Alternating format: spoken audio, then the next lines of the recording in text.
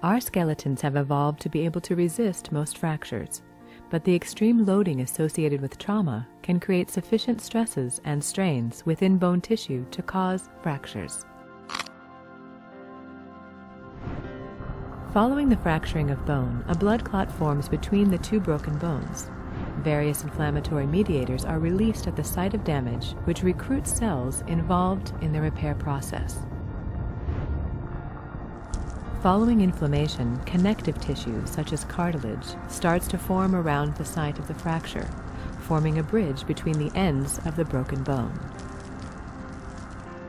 New blood vessels form by the process of angiogenesis to replace the vessels that were lost as a result of the fracture. Cells associated with these new blood vessels are involved in osteogenesis, or the formation of new bone tissue. Osteoblasts rapidly form woven bone, bridging the gap between the two pieces of broken bone. Once the fracture has been bridged and stabilized, remodeling occurs, in which osteoclasts, together with osteoblasts, remodel woven bone callus to normal lamellar bone, and to gradually restore the typical bone structure. While extreme loading can fracture any bone, fragility fractures can occur with less than extreme loading because of skeletal aging and structural decay. Vertebral collapse is often secondary to osteoporosis and is more prevalent in women.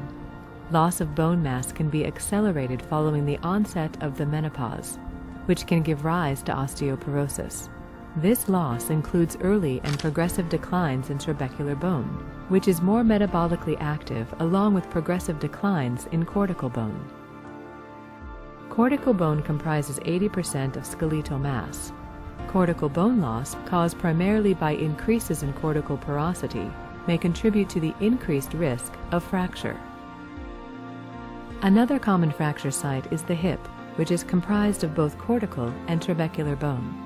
It is thought that cortical bone may play a greater role than trabecular bone in maintaining bone strength at the hip.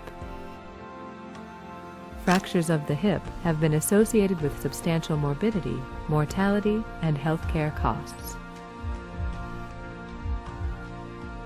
These events underscore the important role of cortical and trabecular bone in resisting fractures and highlight the importance of maintaining a lifestyle that helps to build and preserve bone strength. It is also important for older patients in particular to be aware of their personal risk of fracture and seek medical advice on how best to reduce that risk.